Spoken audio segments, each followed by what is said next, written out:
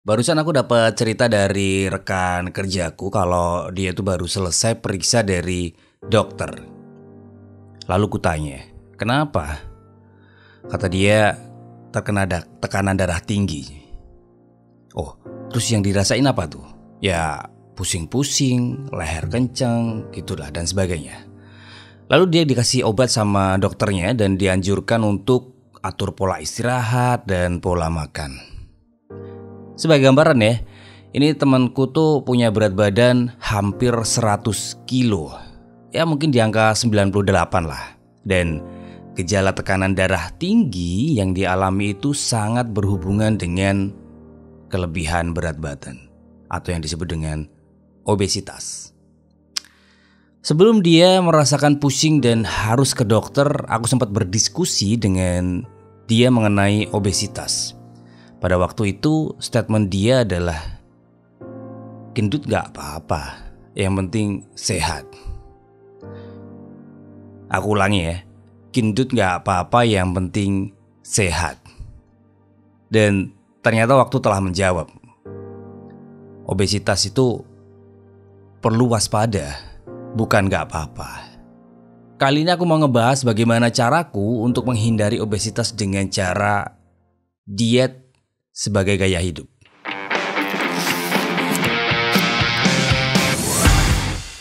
Hai guys, ketemu lagi dengan aku Janu. Buat yang belum kenal, salam kenal. Buat yang udah kenal jangan bosan-bosan ya. Masih konsen sama obesitas karena seperti yang kita tahu kalau kelebihan berat badan itu gak enak banget. Dan efeknya bisa sampai membatasi aktivitas kita seperti yang disampaikan si Mas Igor ini nih. Ada banyak momen-momen yang hilang waktu gue secara fisik gak cukup kuat untuk mendampingi anak-anak gue menikmati hidup. Aku yakin itu bukan Mas Igor doang yang ngerasain, bahkan masih banyak lagi orang-orang di luar sana, bahkan temanku sendiri dengan aku melihat mata kepalaku sendiri gitu, aku pun menyaksikan dia juga ada beberapa momen yang dia itu tidak bisa melakukannya. Jadi ya obesitas ini perlu diwaspadai, bukan untuk dimaklumi, bukan untuk dijawab nggak apa-apa yang penting sehat. Ini kan pola pikir yang keliru ya. Buat informasi aja, jadi menurut Organisasi Kesehatan Dunia atau yang sering disebut dengan WHO, Indonesia itu menempati peringkat teratas bos di Asia Tenggara. Peringkat pertama loh ini. Dan kategori dewasa itu kan ya mungkin umurnya sekitar bisa dibilang 30-an ke atas lah. Mungkin dulu pas dia bujang umur 20-an itu badannya pada masih ramping. Terus setelah menikah, berkeluarga, hidup makin nyaman, berat badan juga bertambah. Biasanya gitu tuh. Dulu pas kuliah kurus-kurus, setelah nikah badannya nggak keurus. Nah, kalau kita sedikit selidiki ada beberapa penyebab obesitas. Ini hanya beberapa. Jadi yang pertama adalah lingkungan, genetik, pola makan, pola tidur, kemudian obat-obatan dan lain sebagainya lah. Beberapa masalah itu akan terselesaikan dengan dua cara, yaitu dengan ketakutan atau dengan kebutuhan. Tinggal kita pilih yang mana nih. Yang pertama nih, ketakutan ya. Nyambung pada cerita temanku yang di awal tadi. Dia mengatur pola makan, pola tidur, kemudian pola pikir itu setelah dia ketemu dengan dokternya. Istilahnya tuh harus sakit dulu baru ketemu rasa takut dan menjadi sebuah kebutuhan yang mendesak gitu. Nah, kalau kebutuhan itu secara sadar kita melakukannya lebih dini karena kita sadar gak mau diingatkan sama dokter yang artinya harus sakit dulu. Jadi ya ubah pola pikir, ubah pola makan, ubah pola tidur, lingkungan dan yang lainnya lah. Karena kita sudah tahu tuh, kita butuh perubahan. Butuh pola-pola yang mendukung untuk kita terhindar dari obesitas. Terus gimana solusinya? Nah, ini nyambung cerita dengan konten yang pernah aku bikin sekitar 2 bulan yang lalu lah. Judulnya tuh Menuju Obesitas. Di konten tersebut aku berencana diet turun 5 kilo dalam waktu 60 hari, Bos. Alhamdulillahnya sudah kupraktekkan dan terbukti. Dulu berat badan saya tuh sekitar 70 kilo, sekitar 70 kilo lebih. Dan setelah mendisiplinkan untuk mengatur pola makan, pola tidur, dan olahraga, 60 hari kemudian bobotku tuh berkisar di antara 63, sekian, 64, sekian. Naik turun itulah. Berarti ya bisa dibilang turun sekitar kisaran 6 atau 5 kilo lah, lebih dikit. Jadi mulai dari 2 bulan yang lalu tuh aku berkomitmen untuk mengatur 3 pola tadi. Yang pertama adalah pola makan. Gimana caranya? Ya mirip-mirip intermittent fasting lah. Mirip-mirip, cuman saya nggak terlalu baku di situ. Jadi polanya adalah pagi saya sarapan telur putih 1 gitu ya, rebus. Kemudian ya mungkin nyemil tipis-tipis lah kayak semacam tahu bakso kukus. Tapi gak banyak ya porsinya ya. Jadi intinya sih pada pagi itu saya nggak sarapan gitulah. Dan mungkin kalaupun ada momen keluar sarapan dengan keluarga gitu, mungkin contoh misalnya ya makan soto gitu ya. Nah saya nggak makan nasinya, saya nggak makan karbonya. Jadi cuman soto tapi tanpa nasi. Jadi di situ sudah ada ayam, ada isi-isi lainnya lah, ada komposisi lainnya lah. Yang penting sih di situ nggak ada nasinya. Begitu. Lalu makan siang aku pakai nasi sayur, biasa ya tahu goreng, tempe goreng, dan makan buah pisang biasanya. Ini makanan-makanan template ya. Jujur saya masih makan gorengan ya, meskipun 1, 2, 3, tapi nggak yang setiap waktu harus ada gorengan gitu ya. Terus lanjut lagi ke malam, aku makannya lumayan random. Jadi kadang nasi sayur, kadang nasi ayam. Tapi yang jelas saya usahakan tuh makannya setelah maghrib dan sebelum isya tuh sudah selesai makan. Ya meskipun kadang-kadang kecolongan ya, tapi saya usahakan seringnya seperti itu.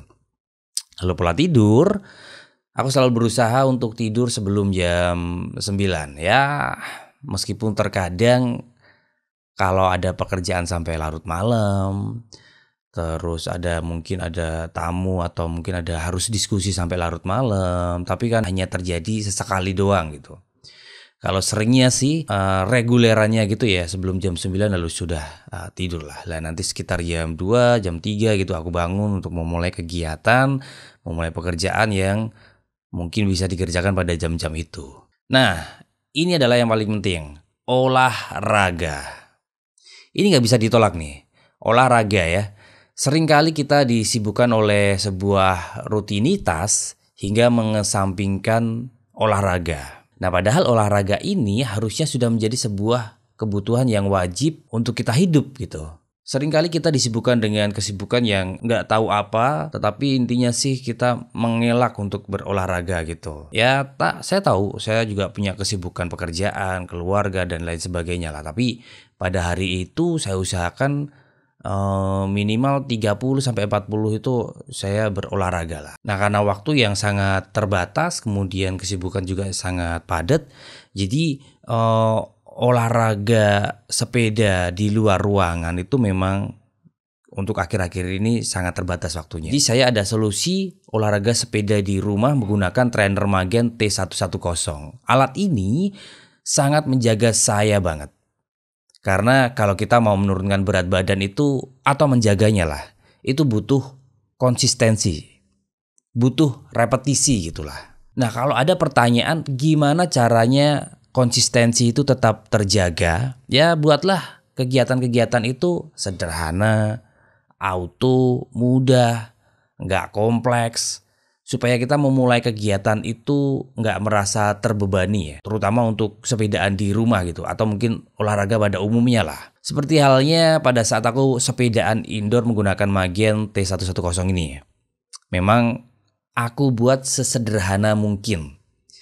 Ya jadi untuk kira-kira setup dari saya bawa trainernya ke ruang tamu. Kemudian setting sepeda. Itu hanya membutuhkan waktu 5 menit.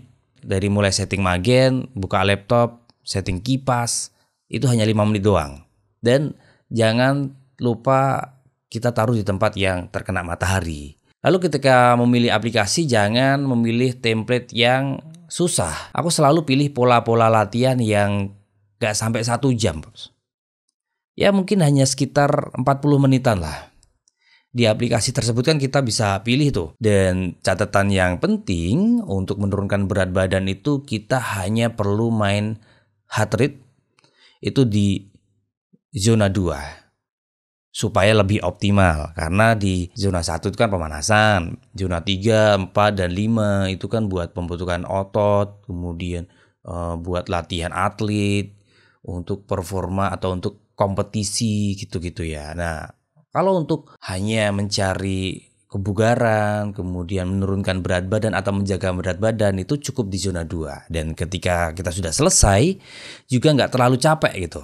Artinya kita masih memiliki banyak sisa tenaga untuk kegiatan selanjutnya. Jadi jangan lupa bahwa pagi ini latihan di rumah itu bertujuan untuk menjaga kebugaran dan menjaga berat badan. Jangan sampai kelelahan gitulah. Karena kalau kelelahan habis ini kita masih kerja, Bos.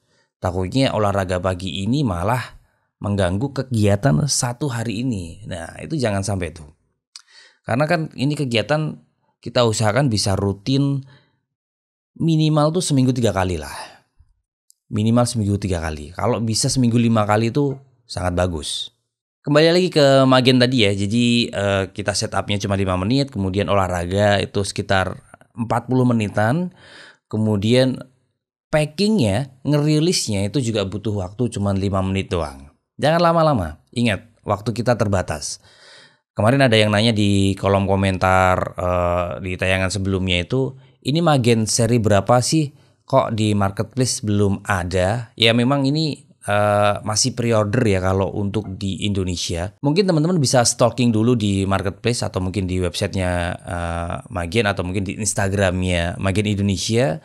Harganya itu sekitar 4 jutaan lah. Itu udah dapat smart trainer ya. Jadi bukan manual trainer. Nah, gimana detailnya Smart Trainer Magen T110 ini, aku akan bikin video khusus di episode berikutnya.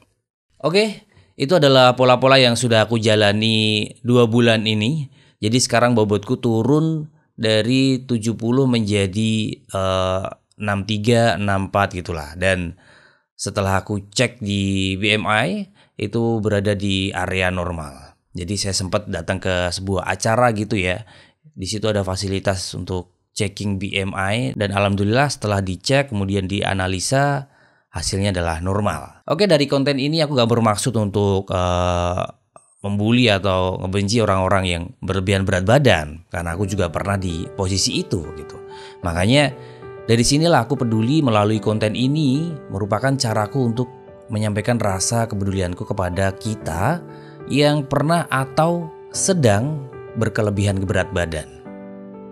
Ya, semoga berat badan berlebih itu sudah tidak menjadi sebuah kenormalan.